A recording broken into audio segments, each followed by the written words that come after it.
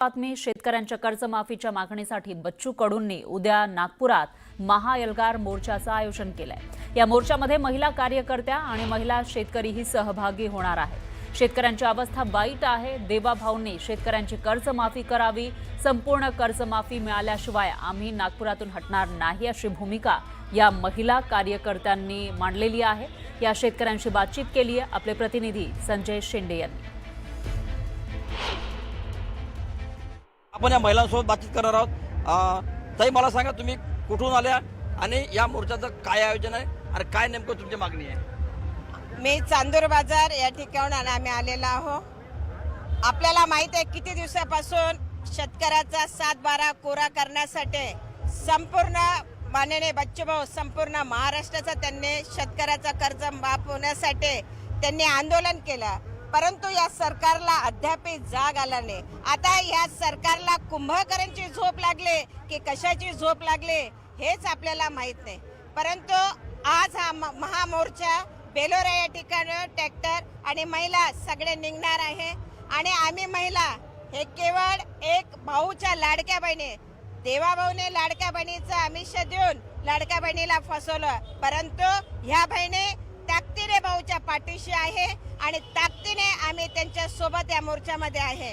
आपल्याला आजच्या दिवशी एकच सांगू इच्छिते, अरे आम्ही तुम्हाला भीक मागत नाही आहे, तर आमच्या शेतकरी बापाचा जे कष्टाचं जे आहे ज्याने पिकवलं ते पिकवलेलं तुमच्या ताटात आहे ते अनाज तुम्ही खाता। तुमच्या शरीराचे कपडे जे आहे तुम्ही माझा शेतकरी बाप जेवढे पिकवतो त्यावेळेस ते तुम्ही घालता, तरी तुम्हाला त्या सर्व गोष्टी माहीत असून शेतकरी रोज राबतो, परंतु त्याची यातना काय आहे? देवाभाऊ आणि सर्व मंत्रिमंडळाला मी सांगू इच्छिते, तुम्ही जागे व्हा, अन्यथा हे एवढं तीव्र निषेध होणार की महिला आणि पुरुष तुम्ही आम्हाला मारा, झोडा, जलात टाका तरी आम्ही थांबणार नाही। हा एकच इशारा आजच्या दिवशी देतो आणि 7/12 कोरा झाल्याशिवाय आम्ही हटणार नाही, एवढीच आमची मागणी आहे। 7/12 कोरा करण्याची मागणी केलेली आणखी काही महिला आहे?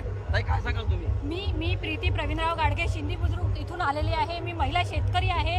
आमच्या सर्व महिला आज रस्त्यावर उतरण्याची वेळ आलेली आहे। देवाभाऊंनी म्हटलं होतं की 7/12 कोराकरण आणि लाडक्या बहिणीच्या नावाखाली आमचे जे चुकीच्या पद्धतीने मतं घेतलेले आहे, आम्हाला एक प्रकारे चॉकलेट दिलेलं आहे। देवाभाऊ तुम्ही लक्षात ठेवा, तुम्ही लाडक्या बहिणी म्हणत आहे, पण ह्या लाडक्या बहिणीला असं नाही की सगळ्या लाडक्या बहिणीचा आज कुंकू पुसायची वेळ आलेली आहे, त्या विधवा होत आहे, तुम्ही फक्त गप्प बसून बघत आहे। देवाभाऊ एकच मी तुम्हाला सांगतो, हा जर आमचा 7/12 कोरा झाला नाही तर आम्ही पूर्ण महाराष्ट्र पेटून दिल्याशिवाय राहणार नाही, हे तुम्ही लक्षात ठेवा। सरकारने त्यांची जी सरसकट कर्जमाफीची मागणी जी आहे ती मंजूर करावी असे अर्थहाक जे आहे ह्या बहिणींकडून होत आहे।